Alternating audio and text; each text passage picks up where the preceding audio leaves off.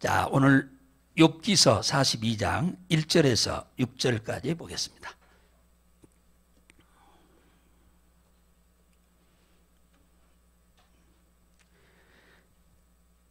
자, 욥기 42장 1절부터 또박또박 함께 읽습니다. 시작. 욥이 여호와께 대답하여 가로되 주께서는 무소불능하시오며 무슨 일이든지 못하실 일이 없는 줄 아오니 무지한 말로 이치에 가리우는 자가 누구이니까. 내가 스스로 깨달을 수 없는 일을 말하였고 스스로 알 수 없고 헤아리기 어려운 일을 말하였나이다. 내가 말하겠사오니 주여 들으시고 내가 주께 묻겠사오니 주여 내게 알게 하옵소서. 내가 주께 대하여 귀로 듣기만 하였사옵더니 이제는 눈으로 주를 배웁나이다.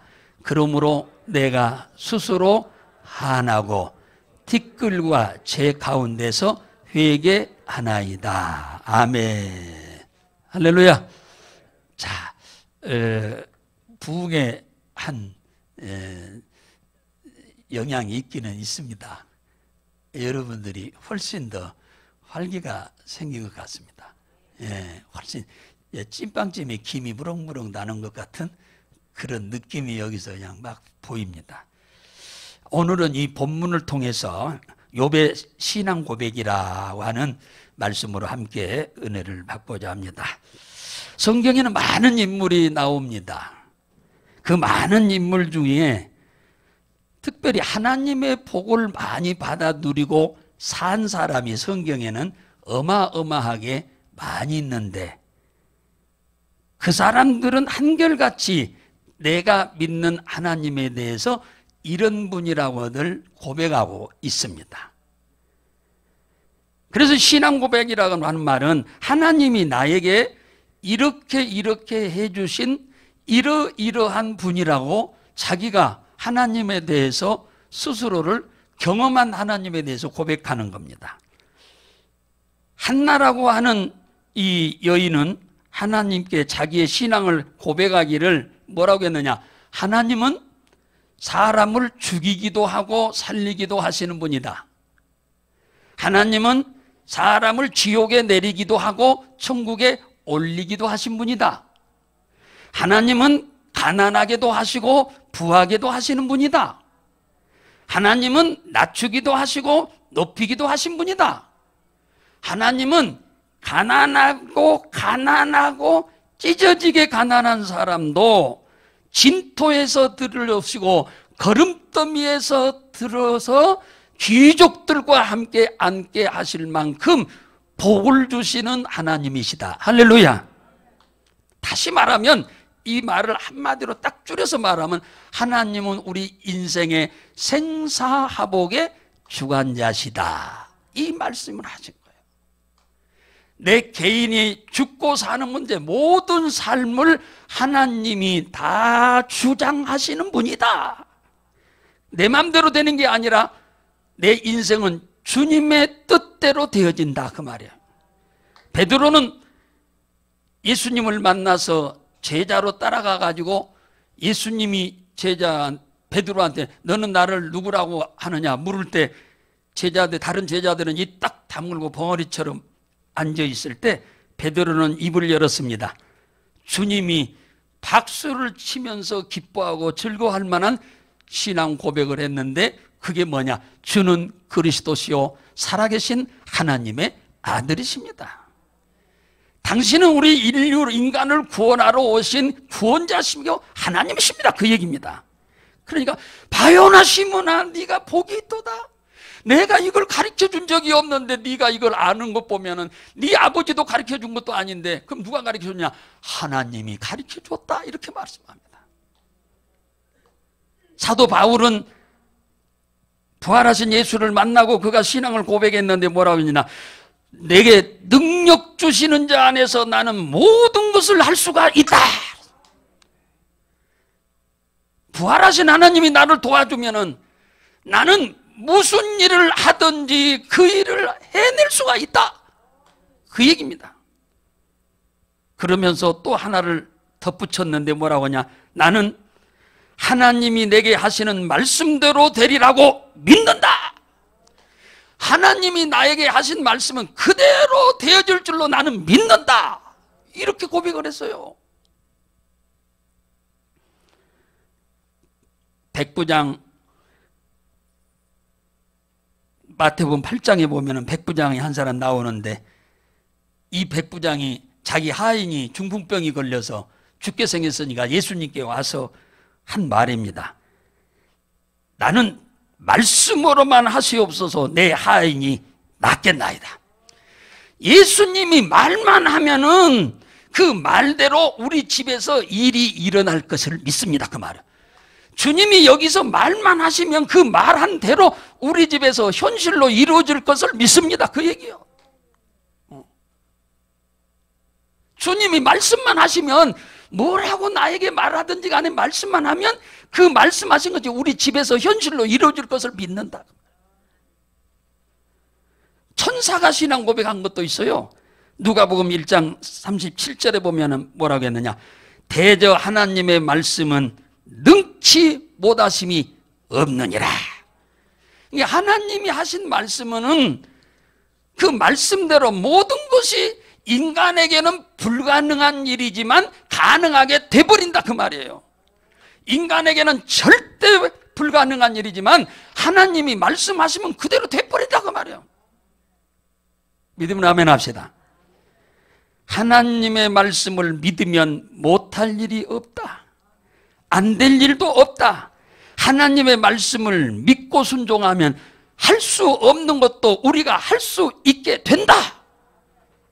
이것이, 이 신앙 고백들을 얘기한 것을 다 소개하자면 맨날 며칠 해도 부족해요.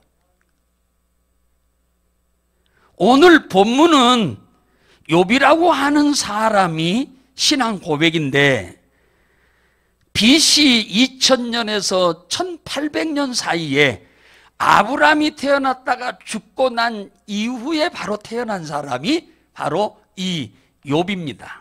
이 족장시대의 인물이에요. 이 욥기는 히브리 지혜 문학의 최대 걸작품이라고 이렇게 말하는데, 이 욥기의 주인공인 이 욥을 보면은 인품이 대단하고 동방에서 가장 부유한 재산을 갖고 있는 사람이고, 자녀는 7남 3녀를 둔 아주 자손들을 많이 번성한 가정이고, 그 가정은 참 아름다운 가정이라고 묘사를 합니다. 그리고 그의 신앙은 하나님 앞에 순전하고 정직하며 하나님을 경외하며 악에서 떠난 자라고 하나님이 극찬을 합니다. 성경에 욥기 1장에 보면 하나님께서 몇 차례, 욥기 1장에 보면은 하늘에서 하나님이 회의를 소집했어요. 그 회의를 소집하는데 누가 왔느냐? 천사도 왔고 사탄도 왔습니다. 그래서 예수님께서 사단에게 그렇습니다. 너 세상에 다 돌아다 봤냐? 예, 다 돌아다녀 봤죠. 욥을 봤냐? 예, 잘 봤지요. 부자 욥을 잘 봤습니다. 그러면서 하나님께서 그와 같이 순전하고 정직하고 하나님을 우선순위로 섬기고 악에서 떠난 사람이 세상에 둘도 없다. 욥같이 사람이 둘도 없어. 이렇게 칭찬을 합니다. 그러니까 사단이 뭐라고 하느냐? 아닙니다. 그래요. 사단은. 하나님이 그렇다고 하는데 사단이 뭐라고 하냐? 아닙니다. 그렇지 않습니다. 욥의 신앙은 기복신앙입니다. 이게 무슨 말이냐 하면은, 하나님이 욥에게 복을 너무너무 많이 주어서 욥이 하나님 잘 섬기는 거지, 욥이 단지 구원해 주신 것만 가지고 저렇게 잘 섬기는 건 아닙니다. 그러니까 지금 욥에게 하나님이 주셨던 것 한번 싹 걷어가 보세요. 그러면 욥은 당장에 하나님을 향하여 고개를 들고 침을 뱉으면서 욕을 하고 저주를 할 것입니다. 이렇게 얘기합니다. 그러니까 하나님이 그 사단에게 무슨 말도 안 되는 소리냐? 욥은 절대로 그런 사람이 아니다. 그래, 그러면 당장 한번 시험해 볼까? 그래서 너 욥의 건강은 절대 손대지 말고 욥이 가지고 있는 모든 소유를 네가 한번 내 대신 거둬가봐라. 그렇게 말씀을 하셨어요. 욥기 1장 12절에 그러자 사단이 욥의 모든 소유물을 다 뺏어가는데, 욥기 1장 15절에 보면 사단이 스바 사람들을 동원시켜가지고 소 1000마리하고 나귀 500마리를 빼앗아가 버린다. 순간에 와서 그냥 때를 지어가지고 와가지고는 종들을 싹 죽이고 뺏어가 버렸어. 두 번째는 욥기 1장 16절에 보면 사단이 하늘에서 불을 내려가지고 양 7000마리를 그 자리에서 싹 태워버렸습니다. 불덩어리를 쏟아 부어가지고 그냥 양들을 그 자리에서 그냥 다 숫덩이가 되도록 태워버렸어요. 누구도 종들도 그냥 다 태워버렸습니다. 그냥 그 많은 양들을 키우는 목자들이 있을 거 아닙니까? 욥기 1장 17절에 보면 이 사단이 갈대아 사람들을 세 대로, 첫 번째, 두 번째, 세 번째 와가지고 약대 3000마리를 빼앗아가고 그 종들을 싹 죽이고 한 명만 살려줬어. 왜 한 명만 살려줬냐? 사단이 그래야 가서 보고를 하지 죽었다고. 그 다음에 욥기 1장 19절에 보면 사단이 대풍을 일으켜가지고 큰아들 집에서 7남 3녀가 잔치를 하고 있는데 이 대풍이 가서 집에 내 기둥이 기둥들을 다 쳐버렸어요. 그러니까 기둥이 넘어지니까, 돌멩이 위에다 기둥 세워놨으니까 딱 쳐버리니까 기둥이 넘어지니까 그냥 집이 와르르 무너져가지고 다 7남 3녀가 다 빈대떡이 돼서 다 운명을 달리하고 말았습니다. 이 사건을 도레미파솔라시도로 계속 와서 보고를 하는 거, 종들이. 이 사건이 하루에 이루어진 거예요. 하루에. 그러니까 하나님이 욥에게 주신 수십 년을 통해서 주셨던 축복이 단 하루 몇 시간 만에 싹 없어져 버린 겁니다. 이때 욥기 1장 20절에 욥이 이 소식을 듣고 자기 겉옷을 찢고 머리를 삭발하고 그 땅바닥에 엎드려 하나님 앞에 예배를 드렸더라 그러잖아요. 이게 뭐 좋은 일이간? 예배를 드렸어. 어떻게? 그리고 뭐라고 했느냐? 욥기 1장 21절에 내가 모태에서 적신으로 나와 싸운즉 또한 적신으로 돌아갈 것이라. 주신 자도 여호와시요 취하신 자도 여호와시오니 여호와의 이름이 찬송을 받으실지어다. 그러니까 욥은 자기가 어머니 뱃속에서 나올 때 뻘거벗은 빈 몸으로 빈 손가락으로 왔는데 자기가 지금까지 소유하고 있는 모든 것들은 다 하나님이 주신 거다. 그러니까 하나님이 주셨으니까 하나님이 원하실 때 가져갈 수도 있다. 할렐루야. 이걸 인정하는 거예요. 욥은 인정하는 거예요. 어머니 뱃속에서 나올 때 어디다가 주머니에다가 돈을 엄청나게 많이 가지고 나온 게 아니고 빈손으로 왔는데 하나님이 욥에게 그 엄청난 축복을 주었어요. 동방에서 최고로 부자 되도록. 그랬으니까 하나님이 가져가시는 것도 하나님 마음이다. 그런데 내가 어떻게 주셨다가 가져가는 분한테 원망하고 욕을 하냐? 그럴 수가 없다. 그러면서 하나님 앞에 제사를 드리면서 찬양을 했다고 그러잖아요. 야, 하나님이 욥을 극찬할 수밖에 없었던 이면입니다. 마귀는 욥이 하나님이 축복을 많이 해주셔서 기복신앙으로 복을 많이 해주셔서 하나님 이렇게 잘 섬긴다고 하는데, 이렇게 복 주어서 하나님 잘 섬긴다고 하면 이거 가져가면은 당장에 하나님을 향하여 원망하고 욕할 것이 사실인데 욥은 절대로 원망하지 않습니다.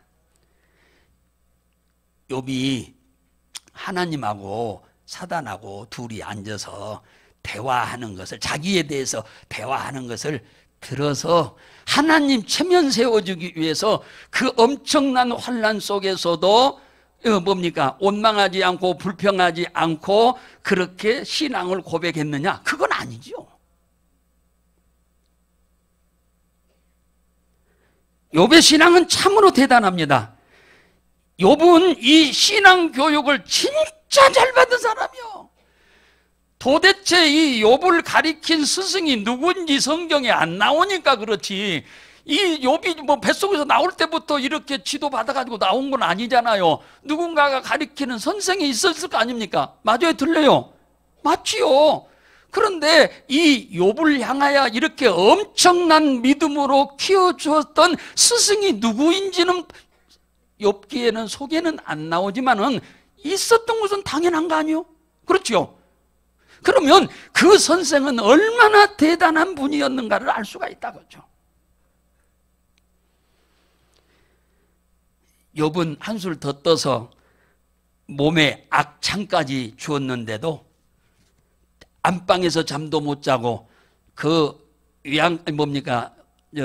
치간에 재를 무릅쓰고 목만 내놓고 몸에서 막 고름이 막 질질질 흐르니까 집에 못 있는 거예요, 방에. 그래서 그 치간에 가가지고 재 속에 부엌에서 불 떼고 나면 남은 재를 갖다 모아놓은 것이잖아요. 그 속에 들어가서 그 재가 고름에 묻도록 그렇게 재 속에 목만 내놓고 있었다 그래요. 이때에 그 사랑하는 아내가 하나님을 원망하고 욕하고 죽어버리라고 그랬어요. 그런 하나님을 믿어서 뭐하냐? 그런 하나님 믿지 말고 원망하고 욕하고 죽어버려라.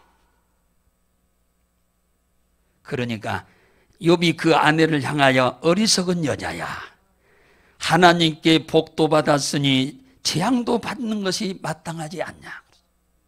참, 이 욥은 이 교과서적인 아주 대답이 어디서 이렇게 배웠는가 몰라. 도대체 누구한테 이렇게 배웠는가 모르겠어. 가르쳐준다 하더라도 이렇게 살아가기가 쉽지 않아요.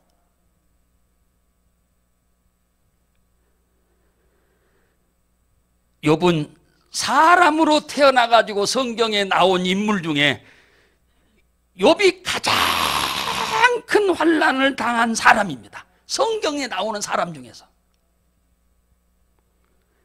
이 엄청난 고난을 겪고 있음에도 그는 입으로 범죄치 않고 자신이 믿는 하나님을 향하여 이렇게 말하는데, 오늘 2절에 뭐라고 하냐? 주는 무소불능하시오시며 그러잖아. 무소불능하다. 하나님은 어떤 분이냐? 무소불능하다는 거예요. 이 무소불능이란 말은 히브리어로 콜이란 말인데, 이 콜이라고 하는 말은 무슨 말이야? 완전하게 만드시는 분이다. 완전하게 온전하게 다시 회복시키는 분이다. 못할 것이 없으신 분이다. 할렐루야. 그걸 믿으신 거예요. 자기를 동방에서 최고로 부자 되도록 만드신 분도 이 하나님이지만, 지금 지상에서 태어나 사람의 몸을 입고 당하는 고통 중에 가장 큰 고통을 당하고 있으면서도 그곳에서 다시 회복할 수 있는 분도 하나님이시다. 믿으면 아멘 합시다. 지금 그걸 믿는 거예요. 지금. 대단한 신앙 고백입니다. 대단한 신앙 고백이에요. 하나님은 못할 것이 없으신 분이라고 고백합니다. 하나님이 나를 도우시면 모든 것이 다시 다 회복될 것으로 믿는 고백입니다. 할렐루야. 하나님이 나를 도와주면 과거에 도와주셨던 것보다 더 크게 하나님이 회복시킬 것을 믿는 겁니다. 창세기 18장 14절에 보면은 여호와께 능치 못할 일이 있겠느냐 그랬어요. 이거 천사가 한 말입니다. 하나님이랑 같이. 아브라함이 75살, 그의 아내 사라가 66살에 하나님께 부름을 받아 예수를 믿은 사람들입니다. 이 두 사람이. 나이가 9살 차이입니다. 하늘의 별과 땅의 모래알같이 자식을 많이 주겠다고 해서, 와, 하나님이 그냥 매년 자식을 그냥 쌍둥이로 줄줄이 사탕으로 주실라나 그렇게 기대하고 있었는데 기대와는 전혀 다르게 임신이 전혀 안 되는 겁니다. 10년이 갔는데도 안 되지. 그래서 10년이 됐는데도 아무 소식이 없으니까 자기의 몸종 하가를 남편한테 주어가지고 자기 때가 못 낳는 자식을 낳으라고 주었답니다. 그러니 얼마나 사라가 자존심이 상했겠는가. 상처가 이만저만이 아니었을 것입니다. 안 그래요?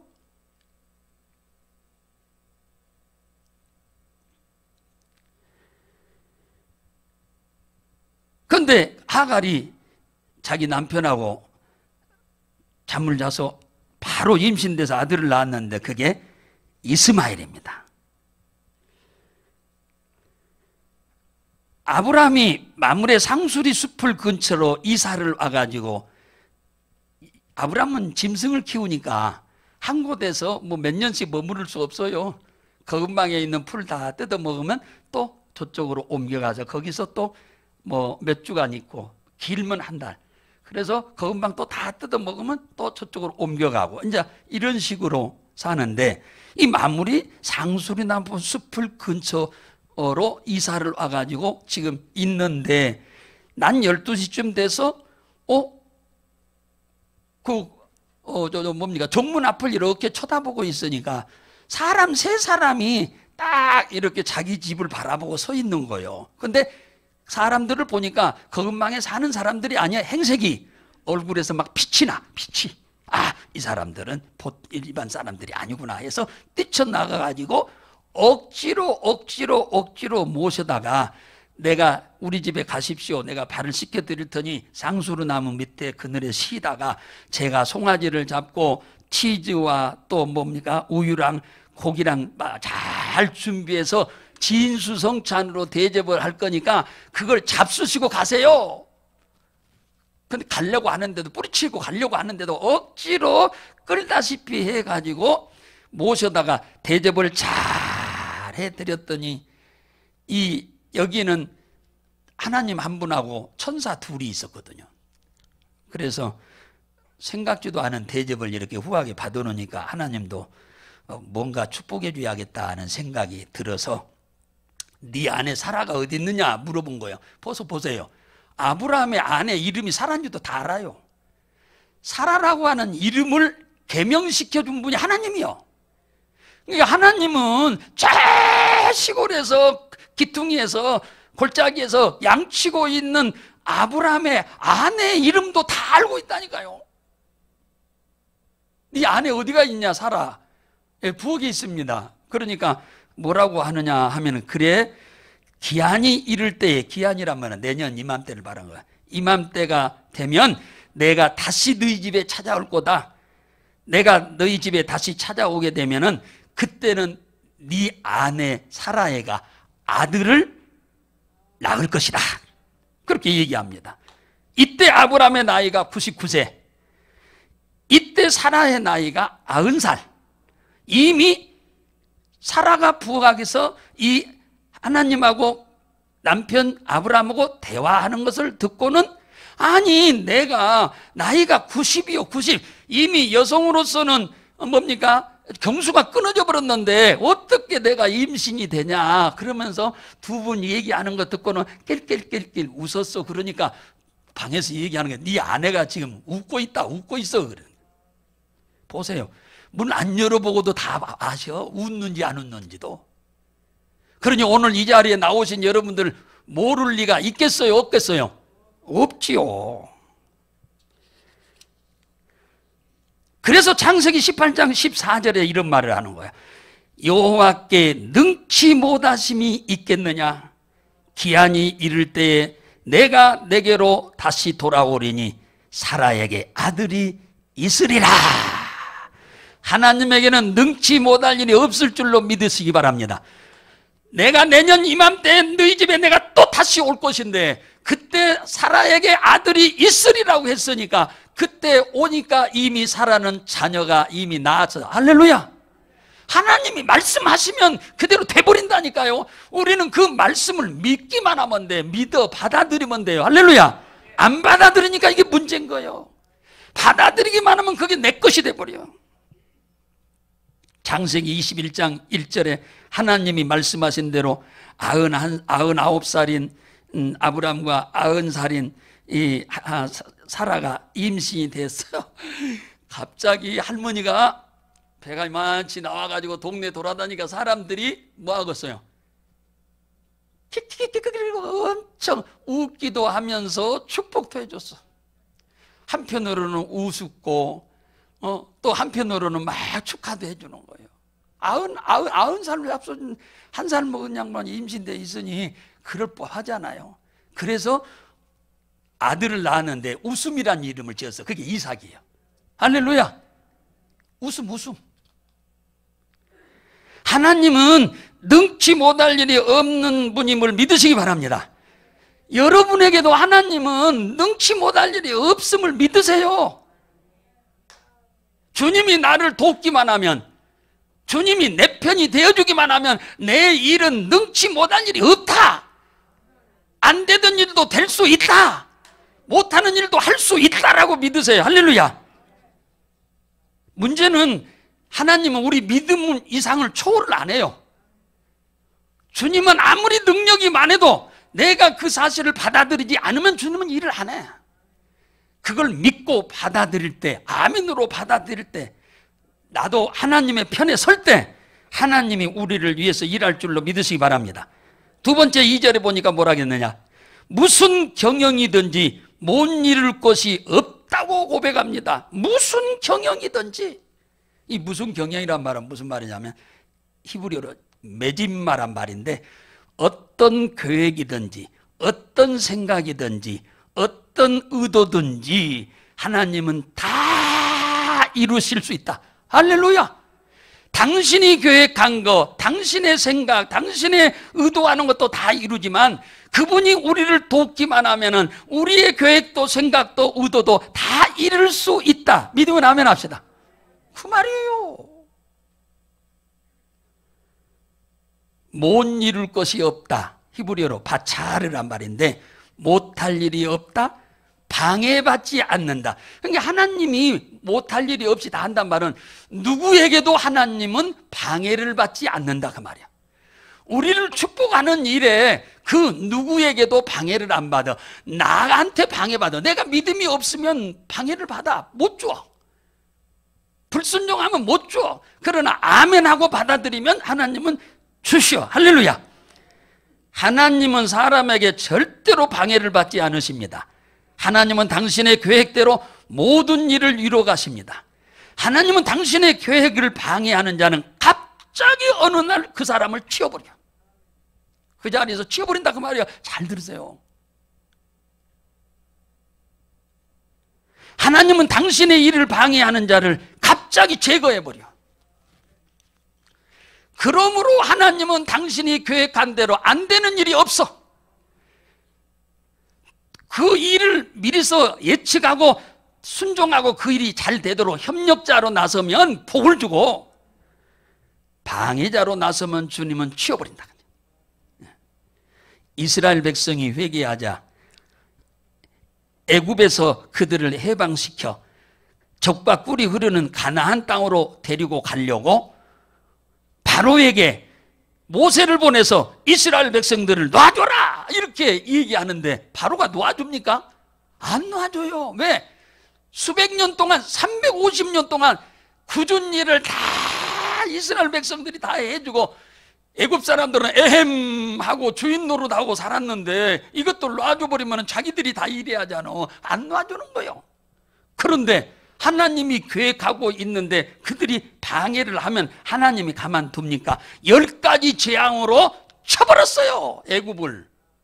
마지막에는 애굽 왕 바로의 자기 임금 될 아들까지 쳐버렸어. 하나님이 죽여버렸어요. 그러니까 바로 왕이 손을 번쩍 들고 어서 나가라고 그랬어.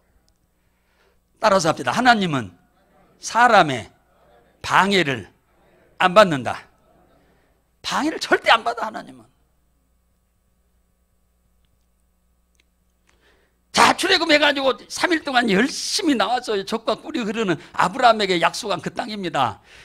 그 땅으로 지금 가고 있는데 3일 만에 도착한 게 홍해 앞에 도착을 했네요. 앞에는 홍해, 뭐 지금같이 뭐 수만 톤짜리 배가 있는 것도 아니고 뭐 홍해가 있어요.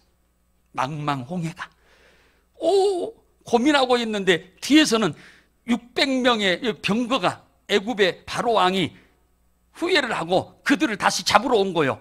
이들 잡으다가 또 일찍이 하겠다 하고 또 이 뭡니까? 헷가닥 돈 거예요. 누가? 바로가. 그러니까 하나님께서 당신의 계획을 방해하는 이 애굽의 군사들을 홍해 바다에다 집어넣고 가운데다 넣고는 다 물로 수장시켜 버렸어. 할렐루야. 수장시켜 버렸어. 이스라엘 백성들은 단 한 명도 죽지 않고 건너가게 하셨어. 또 열심히 홍해를 건너서 기쁨으로 가고 있는데 아말렉이라고 하는 나라가 딱 가로막고 못 가게 하는 거예요.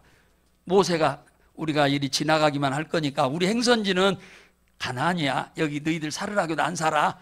내가 물세도 낼 것이고 땅세도 낼 거니까 길만 좀 비켜주라 했는데도 안 비켜주고 싸움을 하자고 하는 거예요. 어쩔 수 없이 싸우지요. 하나님이 싸워서 지겠어?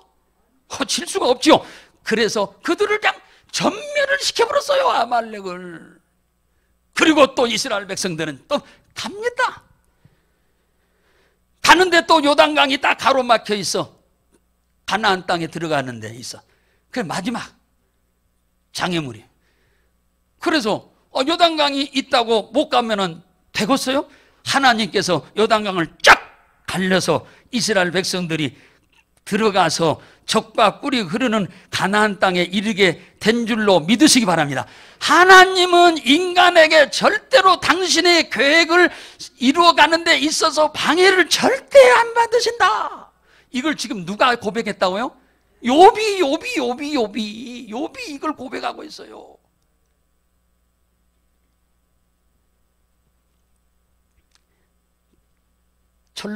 철로 옆에 사는 집에서 개가 짖는다고 해서 지나가는 기차가 섭니까? 아니요. 애교로 들어 기관사는 애교로 들으면서 계속 칙칙북 가는 거예요. 사람이 하나님의 계획을 방해하면 하나님은 그 사람들을 치워버립니다. 하나님의 계획을 이루어가는 데 있어서 도움이 되는 사람은 하나님이 축복을 줍니다. 할렐루야. 이스라엘 백성을 불순종하니까 바벨론에 보냈는데 포로로 70년 되던 해에 이들이 회개하고 하나님 앞에 돌아왔습니다. 그러자 하나님이 이들을 다시 해방시키려고 계획을 하면서 바벨론 왕한테 내보내라고 하니까 안 내보내죠. 당연하지. 굳은 일 다 해주는데 왜 보내? 그래서 하나님이 그러면 당신의 일을 못하냐? 포기하냐? 아니지요. 그 옆에 있는 자그마한 나라입니다. 바벨론은 지금 같으면 미국과 같은 나라고. 그 다음에 그 옆에 있는 자그마한 바사 나라라고 하는 뭡니까? 고레스라고 하는 임금이 그 옆에 사는데 그 나라가 자그마한 나라예요. 어떻게 보면 우리나라만치 자그마한 나라인데 그 나라가 바벨론을 쳐서 이기게 만들어가지고 이스라엘 백성들을 해방을 시킨 줄로 믿으시기 바랍니다. 그러니까 하나님은 당신의 계획, 당신의 어떤 생각, 당신의 어떤 목적을 이루어가고자 하는 일에 있어서 방해꾼이 생기면 하나님은 다 치워가시는 줄로 믿으시기 바랍니다. 우리가 어떤 목적지가 있는데 눈이 많이 왔어. 그러면 주저앉아 있습니까? 눈가래로 가서 뭐해? 치우면서 가잖아요. 길을 내면서 가듯이. 우리는 하나님을 기쁘게 해드리는 신앙생활을 하시면 하나님은 우리 앞에 있는 장애물들을 하나님이 치우실 줄 믿으시기 바랍니다. 우리가 하나님을 기쁘게 하면 하나님은 우리 앞에 있는 장애물들을 하나님이 치우셔. 하나님이 치우셔. 그러한 신앙생활 하시기를 주의 이름으로 축원합니다. 여러분들이 치우려고 하면 못 치워요. 오늘 5절에 보면은 욥은 고난을 통해서 하나님을 만나게 되었다고 고백합니다. 오늘 5절에 내가 죽게 대하여 귀로만 들었던 하나님인데 이제는 두 눈으로 보나이다 그랬어요. 이 말은 무슨 말이냐?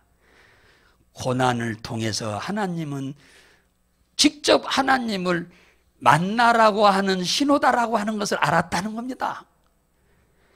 사울이라고 하는 사람이 성경을 지식으로만 알았어. 그렇잖아요. 사울, 기독교 핍박했던 신약 성경에 그 사울이 소경이 돼버렸습니다. 기독교 핍박하다가 그 소경이 돼가지고 땅바닥을 뻑뻑 기고 있을 때 하늘에서 음성이 들렸습니다. 사울아, 사울아, 네가 왜 나를 핍박하느냐? 생전 신앙생활하면서 한 번도 들어본 적이 없는 이 사울에게 지식으로만 알고 있던 하나님이요, 그런데 그가 고난 중에 소경이 돼가지고 땅바닥을 기고 있으면서 그가 영의 귀가 열린 겁니다. 하나님의 말씀을 직접 들은 거예요. 처음이요, 처음 하나님 음성을 듣기. 그리고 부활하신 주님을 직접 보게 된 거예요. 할렐루야. 야곱이는 형의 축복을 가로챘다가 형이 죽이려고 하니까 도망치잖아요. 해질 무렵에 어머니 아버지가 주먹밥 만들어주고 빨리 도망가라고 그랬어요. 7일간 7일을 도망가서 있을 외삼촌 집으로 가라고 한 거예요. 그런데 하루 가가지고 잠을 자는데, 베델이라고 하는 곳에서 잠을 자는데 생전 처음으로 아버지한테 지식으로만 배웠던 하나님, 이야기로만 들었던 하나님을 두 눈으로 직접 보게 되고 그분의 말씀을 자기 귀로 직접 듣게 된 줄로 믿으시기 바랍니다. 고난이 오면은 하나님을 만나야 할 때요, 할렐루야, 그걸 여러분 아셔야 돼요. 고난이 왔을 때는 이 부활하신 하나님 만나기만 하면 여러분의 문제는 다 해결됩니다. 부활하신 하나님을 만나라고 하는 신호요. 욥도 지식으로만 알았던 하나님이라고 그러잖아요. 그랬는데 이제 이 환난을 통해서 하나님을 뭡니까? 눈으로 뭐 했다? 보게 됐다고 그러잖아요. 하나님을 고난을 통해서 욥이 듣기만 하던 하나님, 듣고 배워서 아는 하나님을 이제는 그가 눈으로 직접 보는 하나님, 하나님의 음성을 직접 듣는 하나님이요. 여기서 보세요. 계속 하나님이 나타나서 욥아, 욥아, 욥아 하고 말씀하시지.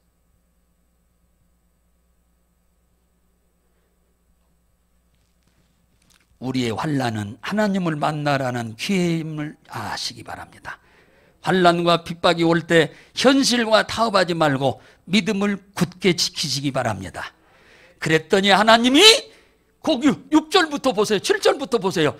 과거보다 하나님이 이 고난이 오기 전보다 2배로 축복을 줘버렸어. 2배로. 할렐루야. 2배로 축복을 줘버렸어요. 몇 년 전 재미 작가 김은국 씨가 순교자라고 하는 책을 냈어요. 미국 시사주간지 타임지까지 그에 관해서 논평을 할 수 있었을 만큼 유명했습니다.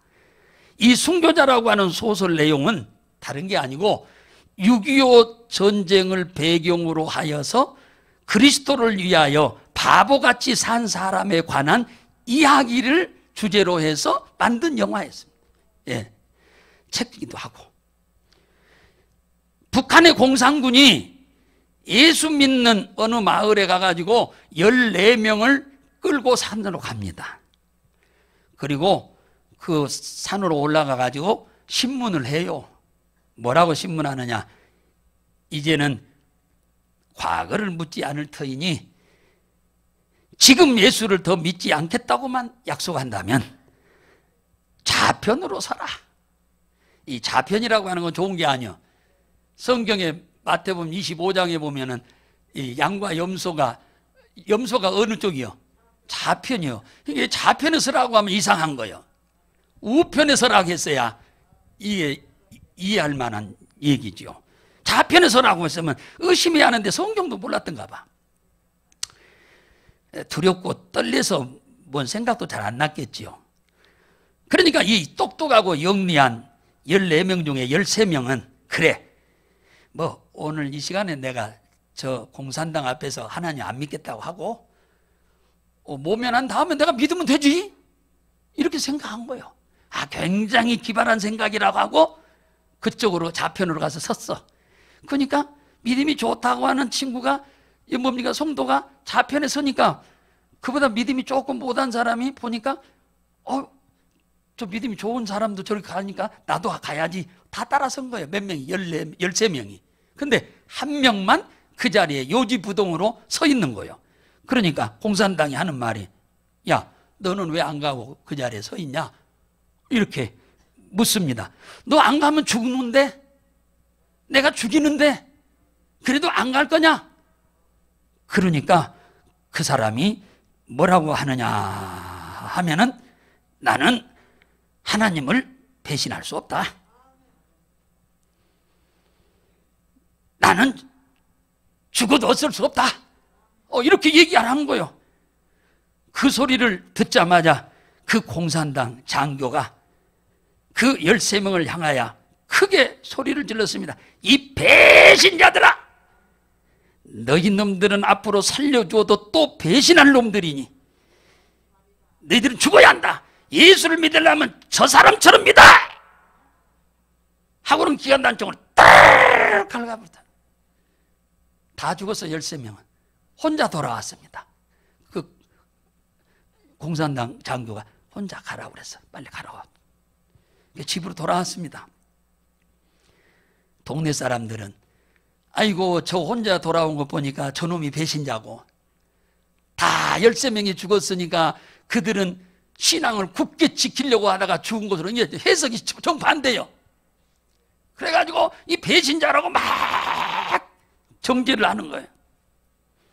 근데 그걸 설명을 한다고 해서 이들이 믿어요? 안 믿어. 그래도 입 딱 다물고 있습니다. 전세가 약화돼서 이제 뭡니까, 유엔군이 밀고 내려오고 밑에서 올라오니까 뭐요? 공산당들이 도망을 가다가 동네 청년들한테 그 장교가 죽인, 13명을 죽인 장교가 잡혀왔어. 그래서 이제 물었어. 네가 13명을 죽였냐? 아, 죽였다고 그랬어. 왜 죽였냐? 이제 이 친구 하나를 이제 진짜 배신자로 만들기 위해서 이제 얘기하라고 하니까 그가 하는 말을 뭐요?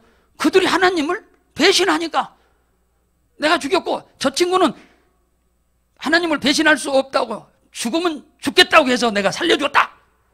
그래서 그 오해가 풀려가지고 이 바보 같은 그 예수쟁이 한 분은 그 동네에서 존경받은 것뿐만 아니라 아주 대한민국에서 모든 성도들에게 존경받아서 그게 영화로 작가가 글을 쓰기까지 했답니다.